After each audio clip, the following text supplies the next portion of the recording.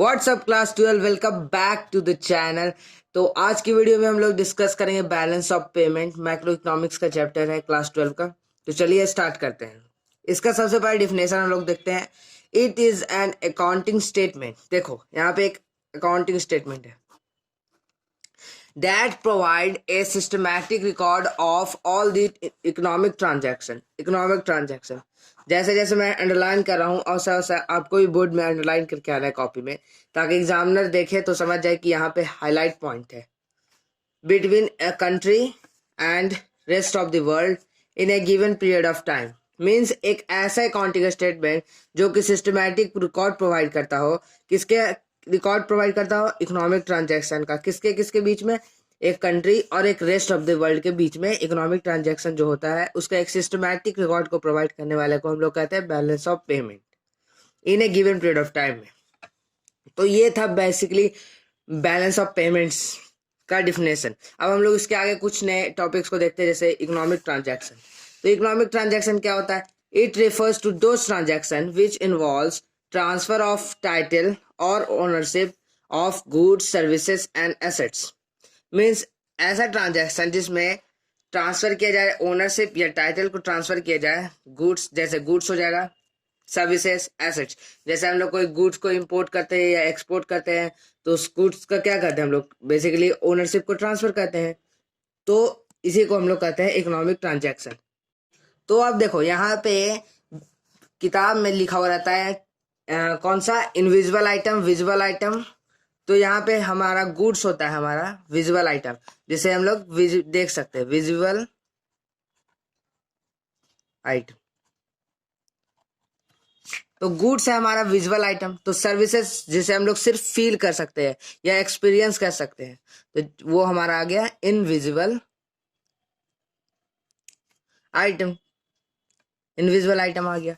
अब हमारा एसेट्स है। एसेट्स में हम लोग यूनिलेटरल ट्रांसफर भी हो सकता है, जैसे कोई भी विदेश से आदमी अगर इंडिया में कोई गिफ्ट वगैरह भेजा या एसेट्स भेजा, जैसे कोई भेज सकता है, कार भेज सकता है या बाइक, कुछ भी भेज सकता है, तो उसे यूनिलेटरल ट्रांसफर हम लोग कहते हैं। Unilateral transfer. इसके अलावा एक और टर्म होता है कैपिटल रिसिप्ट। कैपिटल ट्रांसफर होता है, रिसिप्ट नहीं। कैपिटल ट्रांसफर में बेसिकली क्या होता है? कैपिटल रिसिप्ट्स जो हम लोग को रिसीव होता है और कैपिटल पेमेंट्स जो हम लोग पेड करते हैं दूसरे कंट्री को, तो उसे हम लोग कहते हैं कैपिटल पेमेंट्स। और कैपिटल रिसिप्ट जो हम लोग को रिसीव हो जाए। तो ये था कैपिटल ट्रांसफर। और गुड्स जो हम लोग देख सकते हैं विजुअल आइटम में आता है, सर्विसेज इनविजिबल आइटम्स में, एसेट्स यूनिलेटरल ट्रांसफर में। ये एग्जाम में पूछता नहीं, बस मैंने बता दिया है। और बस पूछता एग्जाम में क्या है, जैसे आप लोग बोर्ड का कॉपी लिखते हैं तो उसमें आप लोग जैसे बैलेंस ऑफ पेमेंट लिखें तो उसका डिफिनेशन के साथ साथ यहाँ पे अंडरलाइनिंग भी जरूरी है, तभी एग्जामिनर जो है वो कॉपी जो चेक करेगा वो पता कर पाएगा कि यहाँ पे इंपॉर्टेंट पॉइंट है। जैसे यहाँ पे systematic record of economic transaction, ये इंपॉर्टेंट है। अंडरलाइनिंग से आपको मार्क्स देने का चांस बढ़ जाता है, तो अंडरलाइन करना मत भूलना इस बोर्ड के एग्जाम में। चलो अब हम लोग इस चैप्टर को आगे बढ़ते हैं। तो नेक्स्ट टॉपिक आता है हमारे पास guys, structure of BOP. Structure of BOP क्या है? मतलब बैलेंस ऑफ पेमेंट का क्या स्ट्रक्चर है? तो आता है it follow double entry system. ये डबल एंट्री सिस्टम को फॉलो करता है। अब आपको पता होगा डबल एंट्री सिस्टम में दो चीज आता है, डेबिट क्रेडिट।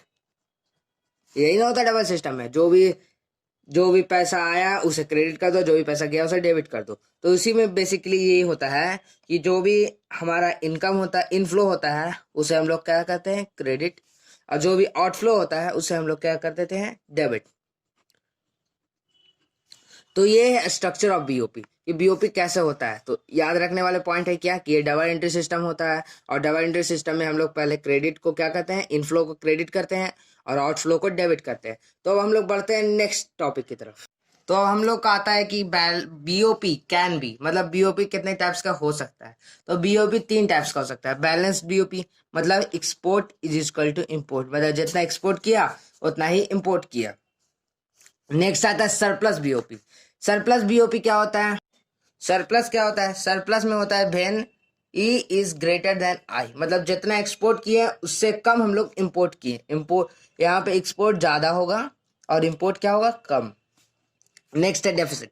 डेफिसिट में क्या होता है, E is less than I, means यहाँ पे एक्सपोर्ट हम लोग कम कर रहे हैं और इंपोर्ट हम लोग ज्यादा कर रहे हैं, तो ये डेफिसिट ऑफ बीओपी है। बैलेंस बीओपी समझ में आ गया, सरप्लस समझ में आ गया, डेफिसिट समझ में आ गया। अब हम लोग बढ़ते हैं बैलेंस ऑफ ट्रेड की तरफ। तो हम लोग देखते हैं balance of trade. Balance of trade क्या होता है, डिफरेंसेस बिटवीन का आप लोग स्पेलिंग पूरा लिखना बोर्ड में, नहीं तो नंबर कट जाएंगे। Amount of export and import of visible item. Visible item और इनविजिबल आइटम मैंने आपको शुरू में बताया था इस वीडियो के, नहीं फिर से शुरू से देखना है विजुअल आइटम और इनविजिबल आइटम क्या होता है, तो देख लो वीडियो को पीछे करके। तो विजुअल आइटम में हम लोगों को किताब तो सीधा सीधी दे नहीं सकता है कि क्या होगा विजुअल आइटम इनविजिबल आइटम, तो हम लोग ही पढ़ लेते हैं। विजुअल आइटम मतलब होता है गुड्स, विजुअल आइटम मतलब goods. Differentiate between amount of export and import of visual item means goods. आप लोग विजुअल आइटम में लिखना, गुड्स मत लिखना, डिफिनेशन दिया हुआ था किताब पे। तो बैलेंस ऑफ ट्रेड का ये डिफिनेशन होता है। अब देखिए जैसे बैलेंस ऑफ पेमेंट 3 टाइप का हो सकता है, सरप्लस, डेफिसिट और बैलेंस्ड, उसी तरह से बैलेंस ऑफ ट्रेड भी 3 टाइप का हो सकता है। बैलेंस ऑफ ट्रेड वी और टी में लिख रहा हूँ, क्या क्या हो सकता है, balance when E is equal to I, when E is equal to I मतलब बैलेंस है। नेक्स्ट है क्या, when E is greater than I means क्या है, सरप्लस है। व्हेन, यहाँ जगह ही नहीं है, when E is less than I, इसका मतलब क्या हुआ, जब ई एक्सपोर्ट जितना किया उतना ही इंपोर्ट किया। इसका क्या मतलब हुआ, एक्सपोर्ट ज्यादा किया इंपोर्ट कम किया। इंपोर्ट और एक्सपोर्ट यहाँ पर किस चीज का हो रहा है, गुड्स का। बीओपी में क्या था, कोई भी economic transaction, money, services, assets, कुछ भी इकोनॉमिक ट्रांजैक्शन बीओपी में था। लेकिन बैलेंस ऑफ ट्रेड में क्या है, सिर्फ एसेट्स का एक्सपोर्ट और इंपोर्ट, सर्विसेज का नहीं, और सर्विसेज यूनिलैटरल ट्रांसफर्स का नहीं, सिर्फ इसमें गुड्स का इंपोर्ट और एक्सपोर्ट का बात हो रहा है। यहाँ पे इसमें क्या है, इंपोर्ट कम है एक्सपोर्ट ज्यादा है, एक्सपोर्ट कम है इंपोर्ट ज्यादा है। तो ये था बैलेंस ऑफ ट्रेड। अब हम लोग बैलेंस ऑफ पेमेंट और बैलेंस ऑफ ट्रेड के डिफरेंसेस को देखते हैं। तो अब हम लोग डिफरेंसेस देखते हैं। डिफरेंसेस में कुछ नहीं, बैलेंस ऑफ पेमेंट का देखो, सबसे पहले हम लोग को क्या बोल रहा है, एक ट्रिक है याद रखने का इसको, देखो मीनिंग। मीनिंग में हम लोग क्या, जो मैंने डिफिनेशन बताया बस उसी को लिख दो मीनिंग में, बैलेंस ऑफ पेमेंट का और बैलेंस ऑफ ट्रेड का काम हो जाएगा। कंपोनेंट्स, कंपोनेंट में क्या होता है, देखो बैलेंस ऑफ ट्रेड में कौन कौन सा कंपोनेंट था मैंने बताया था, visual item, invisible item, shortcut में लिख रहे हैं, unilateral transfer, you, capital transfer, इतना सारा कंपोनेंट्स था। बैलेंस ऑफ ट्रेड में क्या था, ओनली विजिबल आइटम, मतलब balance of trade includes only visible item. Balance of payment क्या होता है, balance of payment includes visible item, invisible item, unilateral transfer, capital transfer. मैंने बता दिया दोनों का।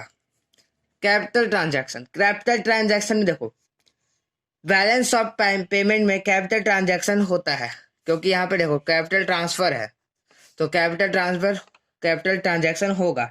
It records all transaction of capital, मतलब यहाँ पे सब रिकॉर्ड होगा, ट्रांसफर जितना भी ट्रांजैक्शन हुआ कैपिटल के अनुसार से सब रिकॉर्ड होगा बैलेंस ऑफ पेमेंट में। लेकिन बैलेंस ऑफ ट्रेड में तो भाई विजिबल आइटम खाली आता है, तो ये तो कुछ नहीं होगा। तो इट डजंट, यहाँ पे लगा देना, it doesn't record all the transactions of capital, shortcut, क्योंकि हम लोग कॉमर्स वाले हैं, शॉर्टकट हम लोग को अपनाना है। स्कोप, स्कोप में देखो बैलेंस ऑफ पेमेंट जब हम लोग बात कर रहे हैं तो स्कोप में, और बैलेंस ऑफ ट्रेड का स्कोप देखो, बैलेंस ऑफ पेमेंट में क्या क्या आता है, visual item, invisible item, unilateral transfer और कैपिटल ट्रांसफर। तो ये तुम्हें नहीं लग रहा है कि ये बहुत बड़ा कॉन्सेप्ट है, तो इसीलिए हम लोग इसे क्या कहते हैं, वाइडर कॉन्सेप्ट। और बैलेंस ऑफ ट्रेड का बात करें तो balance of trade balance of payment का ही पार्ट हो सकता है, क्योंकि गुड्स इसमें आता है और इसमें भी आता है, तो it is a part of balance of payment. तो स्कोप में ये मत लिख देना, स्कोप में क्या होगा, नैरो कॉन्सेप्ट, मतलब छोटा एक कॉन्सेप्ट है। तो मैंने आपको बस बता दिया है कि कैसे कैसा लिखना है। आप लोग इसे लिख करके मुझे कमेंट बताइए कि आप लोग इसे लिख पाए कि नहीं। तब तक के लिए stay tuned with C classes. हम लोग नेक्स्ट पार्ट इसका जल्दी ही अपलोड करेंगे।